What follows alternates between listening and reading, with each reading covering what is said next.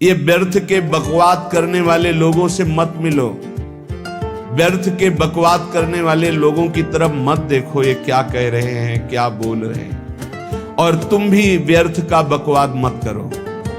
अपने समय को कीमती मान करके निरंतर प्रिया प्रीतम का नाम जप करो, उनके गुण लीला गाओ, उनकी सेवा में रहो। कभी प्रपंच की बातें, कभी प्रतिष्ठा का चिंतन, कभी नाना प्रकार के मान सम्मान का चिंतन, ये घुसने ना पावे हृदय में। बहुत सावधान रहना चाहिए साधक को।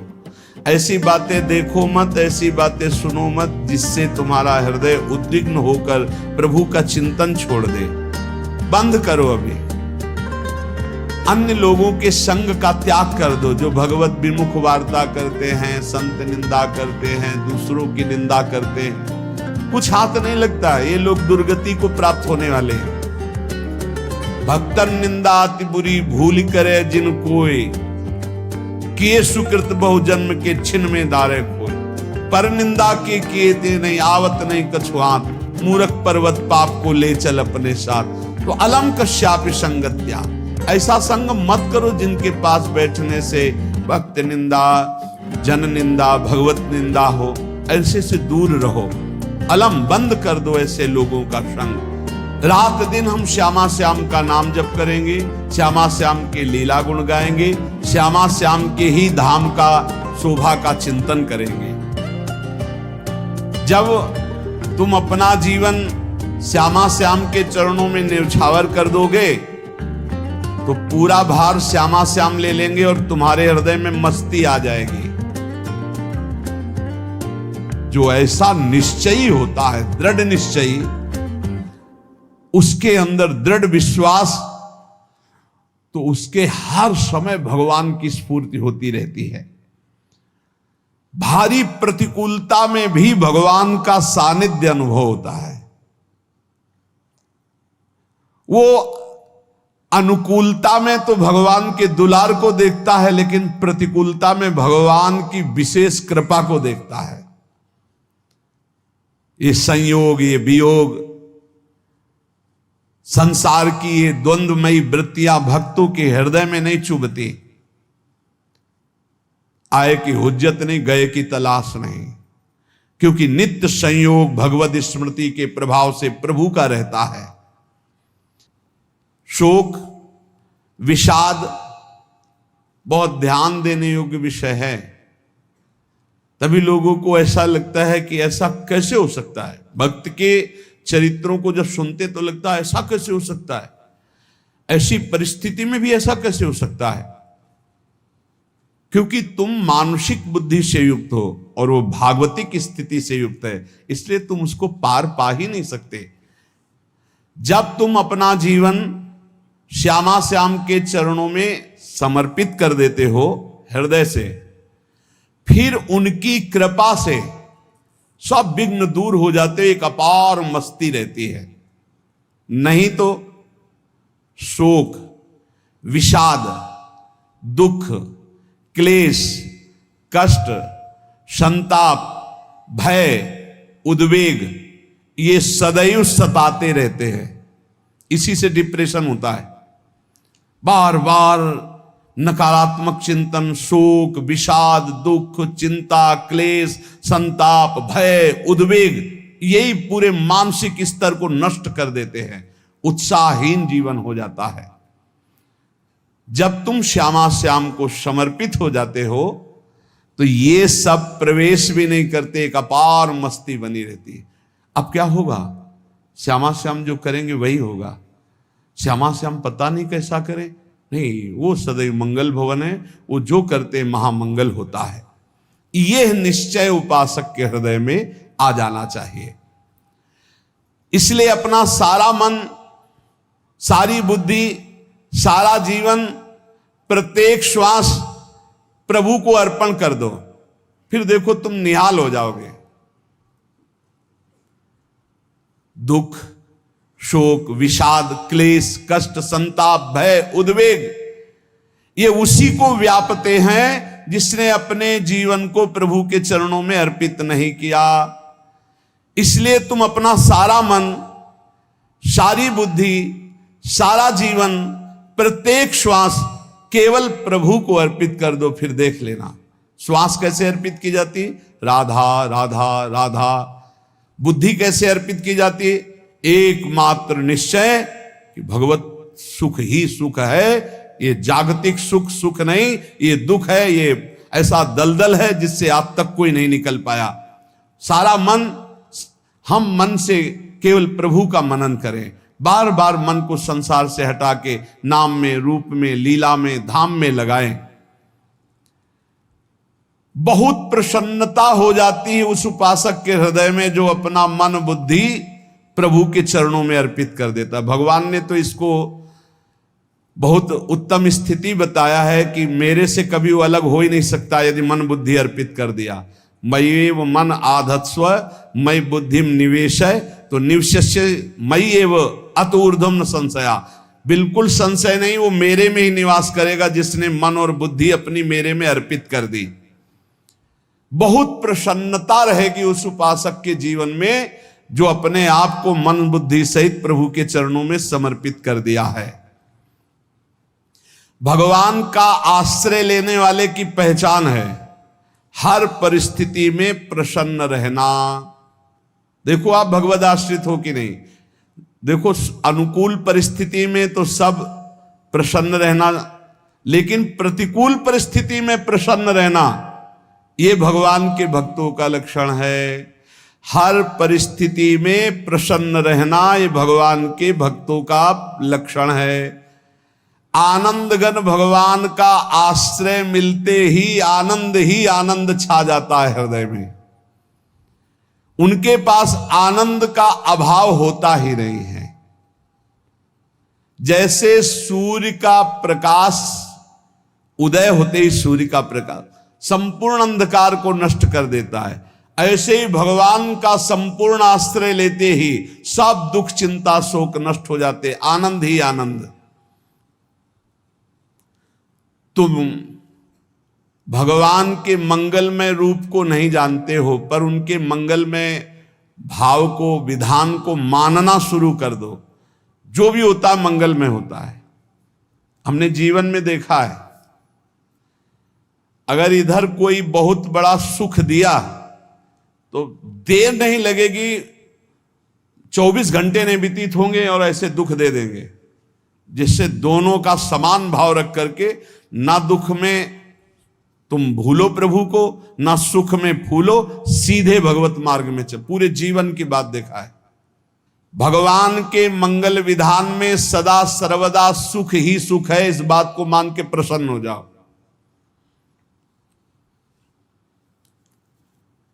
जब भगवान का भजन करने वाले की तन्मयता बढ़ती है भजन में, तो द्वेषी जन अपने आप तैयार हो जाते हैं। भक्त कभी किसी से द्वेष नहीं करता, अपने आप वो द्रोह करने लगते। तो नरसिंह मेहता जी से बहुत गांव के कई लोग थे जो जलते थे, ऐसे जलते थे कि अब क्या करें, कैसे मिटा दे नरसिंह मेहता जी को। अब उपाय तो मिल नहीं रहा था। तो एक दिन संतों की मंडली आई और उन्होंने कहा कि हम रास्ते में कोई चोर आदि धन ना ले ले, इसलिए यहां से किसी की हुंडी चलती है क्या द्वारिका में? पहले ऐसा था। बोले हाँ हमारे यहां बहुत बड़े सेठ हैं नरसिंह मेहता जी, पर आप कहोगे वो मना कर देंगे। कई बार कहोगे, अगर वो स्वीकार कर ले तो वहां। और उनका लक्ष्य था कि नरसिंह मेहता जी की तो खाने की भी सुविधा नहीं थी, हुंडी कहाँ की बात आई। उनका था कि जब वो ना कहेंगे तो संतजन नाराज हो जाएंगे, अगर हाँ कह दिया तो वहां हुंडी चुकेगी नहीं, तो संतजन अपने आप इनको शाप दे देंगे, अपराध बन जाएगा, ये नष्ट हो जाएंगे। संतों को भेजा नरसिंह मेहता जी ने, सबकी दंडवत की, चरण पखाड़े। तो उनका ये इतना रुपया है, द्वारिका में साधु सेवा हम करेंगे, वहां तुम्हारी हुंडी चलती है, तो आप अरे उनका आप कहाँ भूल रहे हो, यहाँ खाने की भी व्यवस्था। बोले हमें सब पहले से बता दिया गया कि आप मना करोगे, बार बार मना मत करो, हमें पता है। तो उन्होंने ठाकुर जी की तरफ देखा, बोले क्या लीला है प्रभु, संतों से हम क्या कहें, ये ले रुपए। उस समय स्वर्ण की मोहरें चलती थी, बेच के बाजार से खूब उन संतों को पवाया, उन्हीं संतों की सेवा की। और उनका अपने सेठ का नाम तो बताओ जहां हमें जाके हुंडी मिलेगी। सेठ, सावल शाह सेठ। संत जन गए वहां, पूछा कि नरसिंह मेहता जी का जिन सेठ से परिचय, उनका नाम सावल शाह सेठ, उनकी गद्दी कहाँ है? तो जो कुछ भक्त थे वो द्वारिकाधीश की तरफ संकेत करते कि वही हैं। बोले नहीं नहीं, वो सेठ है, उनकी गद्दी चलती थी। पूरी बाजार में कहीं कोई। अब संत जन एकांत में होकर के बहुत विचलित हुए, क्या हमारे साथ धोखा हुआ? नरसिंह मेहता जैसा संत क्या धोखेबाज हो सकता है? देखो, संशय तो बहुत विचित्र होता है। बड़े बड़ों को संशय हो जाता है। जब भगवती सती जी को संशय हो गया, राम जी को, हे खग हे मृग हे मधुकर श्रेणी, ऐसा पूछते हुए कि सच्चिदानंद कैसे हो सकते, तो किसी को हो सकता है, क्योंकि वो बुद्धि की अधिष्ठात्री देवी है। जो ही उनके मन में ऐसा आया कि क्या हमारे साथ धोखा हो रहा है, इतने में ही देखा, जय हो सावल शाह सेठ की। वो कहा सावल शाह सेठ? तो देखा बढ़िया मुनीम जी उनके साथ, और सेठ बस्ता लिए हुए मुनीम जी, सरकार इधर से चलो। तो उनका सावल शाह सेठ आपका नाम है? संतों ने कहा। बोले हाँ। बोले नरसिंह जी? हाँ। बोले आपकी हुंडी आ गई है। हुंडी एक कागज में लिखा कि ये हमारे सेठ जी को दे देना। वैसे लोग मुझे माखन चोर कहते, कोई कुछ कहता, लेकिन आपने सेठ बना दिया। जब आपने सेठ बना ही दिया तो आप कभी परवाह मत करना तुम। और ये सेवक आपकी सेवा में सदैव तत्पर है। भगवान ने ऐसा लिखा। जो भगवद आश्रित है, एक बार ये चलता रहता है, जो संत जन होते हैं उनके विरोधी अपने आप बन जाते हैं, किसी से कोई मतलब नहीं, अपने आप विरोधी बन जाते हैं। कबीरदास जी का पूरी काशी में यश था। भजन करने वाले महापुरुषों का यश बढ़ता है जब, तो जो भजनहीन होते हैं उनके हृदय में जलन पैदा हो जाती है, और वो उनको विविध प्रकार से फंसाना चाहते हैं, उनको कष्ट देना चाहते हैं। तो कबीरदास जी के यश को धूमिल करने के लिए कुछ ब्राह्मणों ने एक रचना रची। मुड़ मुड़ा के कबीरदास जी के शिष्य बन करके पूरी काशी के सब आश्रमों में निमंत्रण दे आए। कल भंडारा है, संत सेवा है, सबने स्वीकार किया। कबीरदास जी अपनी दिनचर्या करके निकले तो संत मंडली आने लगी। बोले कै बजे सेवा है? साधु सेवा। बोले कौन सी साधु सेवा? बोले कल आपके शिष्यजन निमंत्रण दे के आए, पूरी काशी के सब संत आ रहे हैं। कबीरदास जी ने कहा यहाँ तो एक की भी व्यवस्था नहीं, पूरी काशी के संत आ रहे। अच्छा, समझ में आ रहा है, लीला बिहारी तुम लीला करना चाहते हो। गए अपना निकल गए गंगा किनारे, एक झाऊ के नीचे बैठकर अपना भजन ध्यान में मगन है। 11-12 बजे तो उन्होंने देखा संतों की मंडली, काशी तो बहुत। कबीरदास जी ने देखा कि आश्रम की, तो बोले पता नहीं क्या होगा, चलो चलते हैं। तो ऐसे गमछा वस्त्र करके ऐसे डालकर मुंह ढक करके, वहां बड़ी बड़ी पंगत लगी थी। कबीरदास जी सबको पाओ जी पाओ। कबीरदास जी के रूप में स्वयं भगवान पाओ जी। कबीरदास जी ने कहा अच्छा, जब स्वामी परस रहे तो हम भी बैठ के पा ले। तो जब उसी पंगत में बैठ गए अपना कपड़ा ढक करके, और जब मोहरे की दक्षिणा दे रहे थे सब लोग कि वाह कबीरदास जी ने आज तो साधु से। सबको जब कबीरदास जी के सामने आए तो ऐसे मुंह ढके, बोले देखो जो मेरा होता है उसे मुंह छुपाना नहीं पड़ता, मुंह ढकला नहीं पड़ता। लो दक्षिणा, तुम भी दक्षिणा ले। कबीरदास जी को कबीरदास जी दक्षिणा दे रहे, और वो कबीरदास जी है भगवान, और ये पाले वाले कबीरदास जी है भगवान के जन। कभी भगवान अपने, अरे जमाने जोर लगा ले, कितना जोर लगाएगा, भक्त और भगवान का झंडा कभी न झुकने पाएगा। बिल्कुल चिंता, शोक, भय, उद्वेग रहित जीवन भगवत आश्रित। तुम भगवान के मंगल विधान में सदा सर्वदा प्रसन्न रहो। अब ये विचार कर लो कि भगवान जो करेंगे तुम्हारा मंगल करेंगे। अब थोड़ा ऐसा बीच में लगता है कि अमंगल हो रहा है क्या, लेकिन पक्का समझो बहुत बड़ा मंगल उनका विधान होता है। बहुत ही उत्तम मंगल होता है भगवान के शरणागत का। भगवान हमारे विचारों वाले नहीं हैं, हमारे विचार प्राकृतिक है, भगवान के विचार चिदानंदमय हैं। वो अपने विचार से हमारा मंगल करते हो, हम अपने विचार से मंगल चाहते हैं। भगवान के विचार से मंगल ही हमारा होगा, इसलिए कभी हमको चिंता शोक भय नहीं करना चाहिए। भगवान की ओर से कभी तुम्हारे लिए ऐसा विधान नहीं होगा कि तुम दुखी हो जाओ, बस तुम्हारी सोच हो सकती है, उसका परिणाम बहुत मंगल होगा। जगत की ओर से निराश हो जाओ, किसी से आशा मत रखो, फिर आप देखो आपका जीवन कैसा आनंदमय व्यतीत होता है। ये जो जगत की आशा है यही दुख प्रदान करती, सच्ची जगत की आशा ही दुख प्रदान करती है। अगर जगत से कोई संबंध न रखा जाए और भगवत भाव में रहकर तो बहुत अच्छा जीवन चलेगा।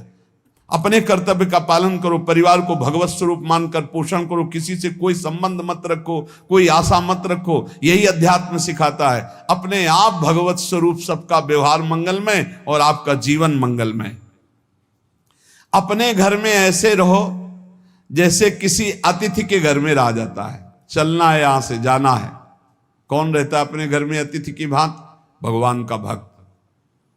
जाना है यहां से, अपनी प्रिया प्रीतम के पास जाना। ये हमारा घर नहीं है, यहां तो हम समय व्यतीत कर रहे हैं, अपनी आयु व्यतीत कर रहे हैं भगवत आराधना करते हुए। हमें जाना है प्रिया प्रीतम के पास। वास्तविक घर भगवान का धाम है हमारा, वास्तविक घर वाले प्रभु हैं हमारे। जो नित्य सच्चिदानंद भगवान के चरणों में अपने चित्त को समर्पित करता रहता है, उसको यह अनुभव होने लगता है कि बड़ी कृपा है हमारे ऊपर, भगवान की बड़ी कृपा है हमारे ऊपर। सर्वसमर्थ परम सुहृद भगवान ऐसे भक्त के ऊपर हर समय वरद हस्त रखे रहते हैं। ये केवल प्रवचन नहीं, सच्ची बात मानिए। ऐसे भगवान का वरद हस्त हर समय रहता है। जब भगवान की छत्र छाया में भक्त अपने को देखता है तो आसपास घोर विपत्तियों का भी समुदाय हो तो भी वो आनंद में मगन रहता है। हर हालत में आनंदित रहना ये भक्त का स्वभाव है। भगवान ऐसे भक्तों को प्यार करते हैं जैसे कछुआ अपने अंडे को बाहर रख आवे और रात दिन उसका चिंतन करे। जब भक्त भगवान को समर्पित होता है तो भगवान रात दिन उसकी ऐसे चिंतन सुरक्षा करते हैं। अभय, ये दैवी संपदा का पहला गुण है। ये भगवान के शरणागत पर जागृत हो जाता है, वो भयभीत नहीं होता, किसी भी उससे भयभीत नहीं होता। यही डरप हरिवंश हित, जिनो भ्रमय गुण सलिल पर। इस डर से डरते रहना चाहिए कहीं गुण रूपी पानी में फिसल न जाए, नहीं तो गलती हो सकती है। साधक सावधान रहे। ये अभय दैवी संपदा का सबसे बड़ा गुण है। जो भयहारी भगवान की शरण में आ जाता है तो उसके अंदर ये अभय प्रकट हो जाता है। अगर कहीं तुम्हें एकांत में भय लग रहा है, एक आदमी तो एकांतिक में आए थे, वो कह रहे थे कि हमें हर समय भय लगा रहता कि कोई हमारे पीछे है, अंधेरा तो लगता कोई खड़ा है, मैं जीना मुश्किल हो गया, ऐसा भय। देखो ये मन कैसा है, भगवान से विमुख होने पर कैसे डरवाता है। वो कह रहे हैं हर समय मुझे डर लगा रहता है, कोई सामने खड़ा है, कोई पीछे खड़ा है, ऐसा भय लगने लगता है। और जब भगवान की शरण में आ जाते हैं तो ये अभय स्थिति हृदय में जागृत हो जाती है। कोई भी भय आसपास आ ही नहीं सकता, यहां तक कि नरक का भी भय खत्म हो जाता है जो भगवान की शरण में है। महापापी भी पुण्यात्मा महान भक्तों के समान वो उत्तम गति को प्राप्त हो जाता है जो भगवान की शरण में हो जाता है। पर ये जो भोगों का आश्रय लिए हुए हैं, मनमानी आचरण कर रहे हैं, ये कभी उस अभय को जान ही नहीं सकते कोई अभय पद है क्या। इनको तो कदम कदम पर शोक, भय, और दुख की प्राप्ति होगी। कोई बचा नहीं सकता जो भोगों में लगे हैं, मनमानी आचरण कर रहे हैं। अगर निर्भय होना चाहते हो, परम सुखी होना चाहते हो, तो भगवान के शरणागत हो जाओ। सारे जगत को अभय दान देने वाले भगवान हैं। भगवान का एक प्रण है, ममपन शरणागत भयहारी। जो मेरी शरण में आ गया उसके भय का मैं नाश कर देता हूं। साधना में अवस्था मन की मानी जाती है कि आप कितने अच्छे साधक हैं। यदि आपका मन भगवदाकार है, हर समय भगवत चिंतन चल रहा है, आपके स्वप्न भागवतिक आ रहे हैं, आपके विचार भागवतिक हैं, तो आपकी अच्छी साधना हो रही। और यदि आपके स्वप्न गंदे आ रहे हैं, क्योंकि स्वप्न में मन का ही सारा खेल होता है, और आपकी चिंतन वृत्ति वासनात्मक चल रही, तो अभी साधना का प्रभाव मन पे नहीं पड़ा है। जिसका मन हर समय भगवत चिंतन करता रहता है, वो जीते जी जीवन मुक्त हो जाता, अनुभव होता है। जैसे किसी ने कहा कि हमें कैसे पता चलेगा कि हमारा काम हो गया है, तो जैसे आप भोजन पा लेते हैं तो किसी दूसरे से गारंटी थोड़ी लेनी होती कि हम छक गए हैं क्या, आप जरा बताना हम छक गए हैं क्या। नहीं, अपने हृदय में आ जाता है कि अब मैं तृप्त हो गया। ऐसे ही अपने हृदय में आ जाता है कि मेरा काम हो गया, अब मेरा जन्म नहीं होगा। ये हृदय में आ जाता है, अपने आप अनुभव में आ जाता है। जब स्वरूप बोध होता है तो किसी और से सलाह थोड़ी लेनी होती है, वो अपने आप अनुभव में आ जाता है। हाँ, यदि गुरुदेव का वर्ण नहीं किया है तो फिर आपको किसी न किसी गुरु से प्रमाणित करवाना पड़ेगा। और अगर गुरुदेव का वर्ण किया है तो वही मंत्र, वही नाम, वही गुरु शरणागति आपको अंदर से पुष्ट कर देगी कि आपका काम हो गया है। विषय चिंतन करता हुआ मन विषय आसक्ति को प्राप्त होता है। विषय आसक्ति को प्राप्त हुआ मन बार बार जन्म मरण और नरक को प्राप्त होता है। बस ये विषय चिंतन हटाना ही प्रमुख कर्तव्य साधना का है। बार बार मन को विषयों से हटा करके प्रभु के नाम में लगाओ, प्रभु के रूप में लगाओ, प्रभु की लीला में लगाओ। जहां भगवान प्रकट होते हैं वहां परमानंद की बाढ़ आती है। पर ये ध्यान रखें, गुलाब का फूल कांटों में खिलता है, उसकी सुगंध लेनी, फूल लेना है तो कांटों से बचाकर। ऐसे ही जब आप भगवत चिंतन के लिए चलेंगे तो आपका चिंतन चुराने के लिए माया विविध नाटक करेगी, कांटे फैलाएगी। कोई तुम्हारी निंदा करेगा, कोई अपमान करेगा, कोई उपहास करेगा, तुम्हारी अव्यवस्था हो सकती है, तुम्हारी परिस्थिति बहुत भयावह हो सकती है। इन परिस्थितियों में भी भगवत चिंतन का तार ना टूटने पावे तो आगे गुलाब का फूल है।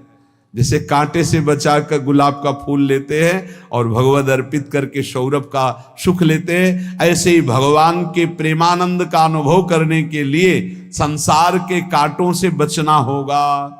और खिलेगा यही फूल संसार में ही, मनुष्य देह में, और योनियों में नहीं। भगवत प्राप्ति स्वर्ग में नहीं होगी, इसी मृत्यु लोक में होगी।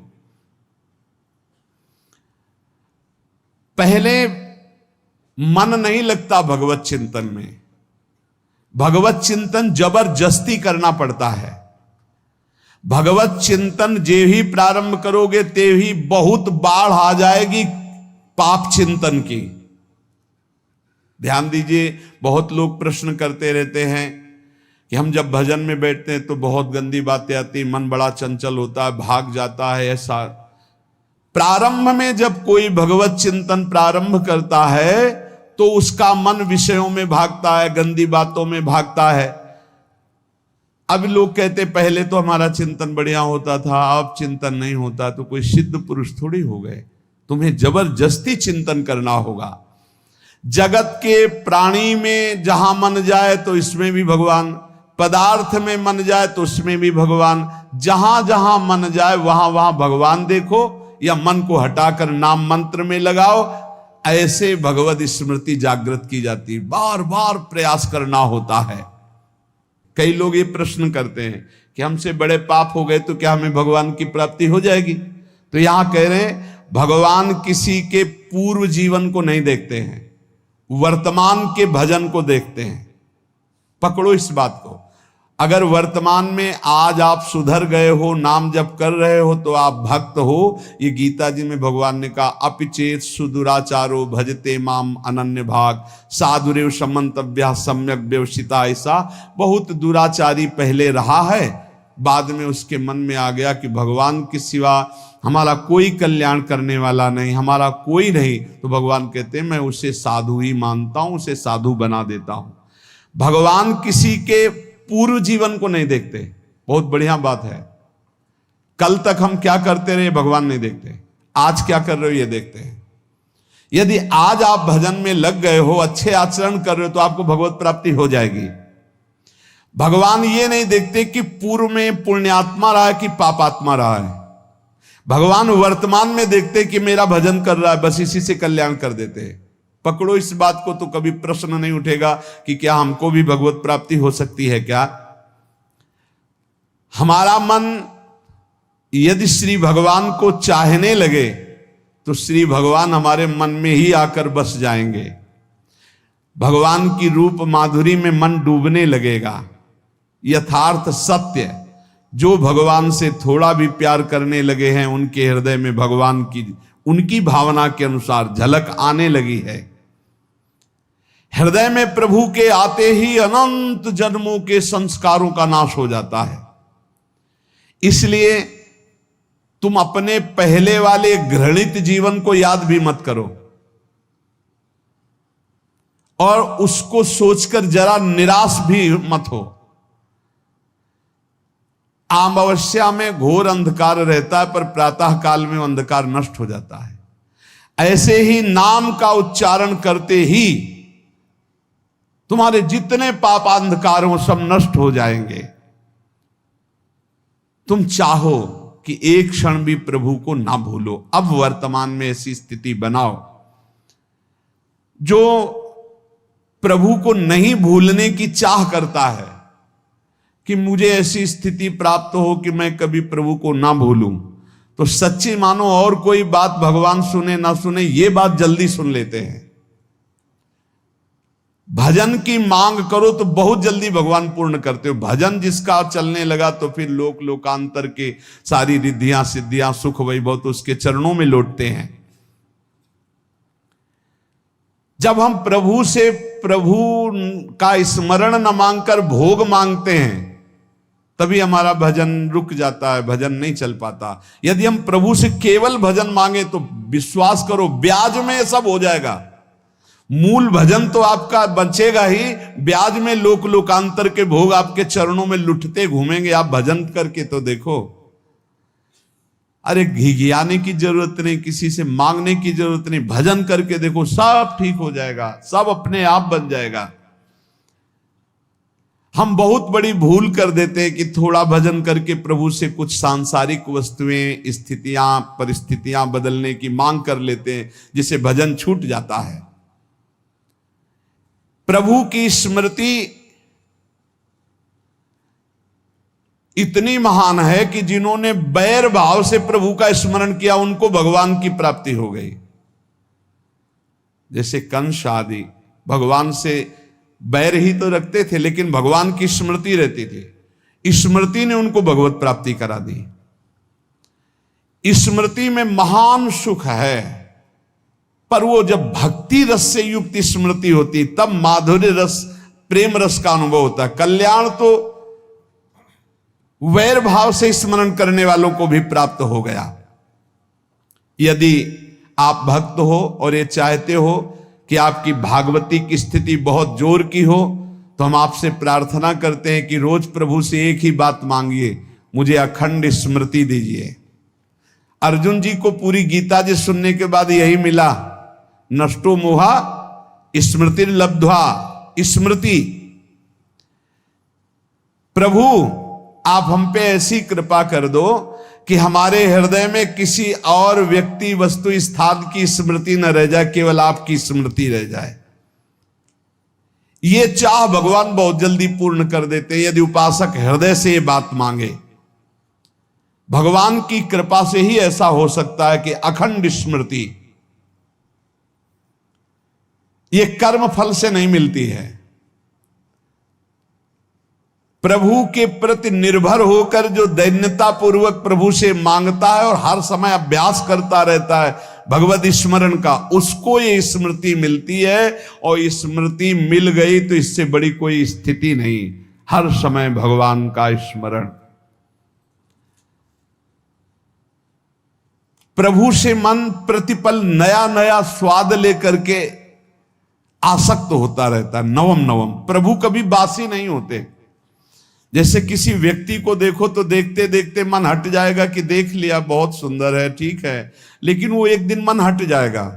और प्रभु की सुंदरता नवम नवम है, प्रभु के नाम का स्वाद नवम नवम है, प्रभु की लीला का स्वाद नवम नवम है, प्रभु के धाम की शोभा नवम नवम है। जैसे आचार्य महाप्रभु हरिवंश चंद्र जी कहते, नयो नेह नवरंग नयो रस नवल श्याम वृषभानु किशोरी, नव पीतांबर नवल चूनरी, नई नई बूंदन भींजत गोरी, नव वृंदावन हरित मनोहर, नव चातक बोलत मोर मोरी, नव मुरली जो मल्हार नई गति, सब कुछ नया। तो नवम नवम प्रभु प्रतिपल नवम नवम प्रभु का रूप, प्रियाजू का नवम नवम, अबहीं और अबहीं और अबहीं और है। तो कहते हैं जब मन निरंतर स्मृति में डूबता है तो जब प्रभु की रूप माधुरी प्रकाशित होती तो ऐसी नवम नवम कि कभी ये नहीं होता कि रूप बासी हो गया। ये वही रूप है जो हमने अभी देखा था, नवम नवम। इसलिए आनंद की उफान आती रहती है उपासक के हृदय में। ऐसी प्रियता, ऐसा आनंद बिना भजन के नहीं अनुभव में आएगा। इसलिए तुम विश्वास करो, तुम्हें बहुत सुंदर सुख मिलने वाला है, आगे अपार सुख मिलने वाला है। ये थोड़ा दुख का समय काट लो, जब तक जीवन है ये दुख सुख की लहर आती रहेगी, आप इसको सह जाओ, आगे बहुत आनंद है, विश्वास मान लीजिए, बहुत आनंद है। जो ये विश्वास कर लेता है वो प्रभु के मार्ग में चलकर प्रभु को प्राप्त कर लेता है। नहीं तो इतने रोड़े हैं कि आप ऊब जाओगे, बहुत रोड़े हैं। जो प्रभु के मार्ग में चलता है तो माया के बहुत से पार्षद अपना प्रभुत्व दिखाने उनके पास आते हैं, महिमा अपनी दिखाने, पर वो किसी वस्तु स्थिति अवस्था प्राणी पदार्थ का प्रभाव स्वीकार ही नहीं करता, क्योंकि भगवत स्मृति परायण है, भगवान की कृपा पर विश्वास है, इसलिए उसको कोई फंसा नहीं पाता। वो नित्य निरंतर प्रभु से घुला मिला रहने के कारण उसकी मस्ती में कोई फर्क नहीं पड़ता। माया का प्रभुत्व रखने वाले उसे फंसाने की चेष्टा करते हैं, पर उस पर किसी का असर नहीं होता। वो कहीं लिप्त नहीं होता, वो कहीं दुखी सुखी नहीं होता, वो हर समय प्रसन्न रहता है। तुम देखो, हर समय प्रसन्न रहते हो? यदि नहीं तो तुम किसी व्यक्ति वस्तु का आश्रय लिए हुए, प्रभु का नहीं।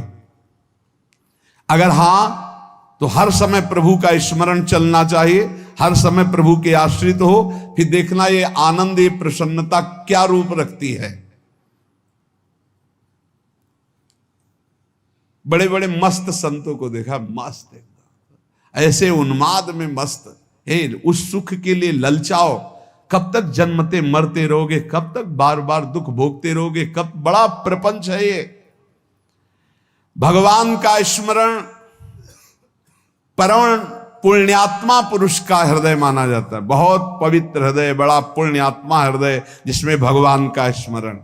भगवान का विस्मरण पापात्मा पुरुष, भयानक विपत्ति दुर्भाग्य आते हो।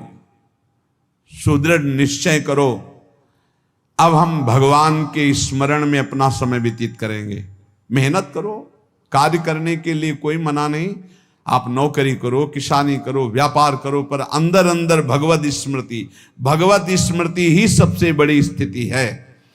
अब चाहे हम जीवित रहें, चाहे हमारे मरण जैसी विपत्ति आ जाए, चाहे सब हमसे हट जाए, चाहे सब हमको नमन करें, अब हम दृढ़ निश्चय करके केवल भगवान के स्मरण करते हुए इस संसार के बीच समय व्यतीत करेंगे।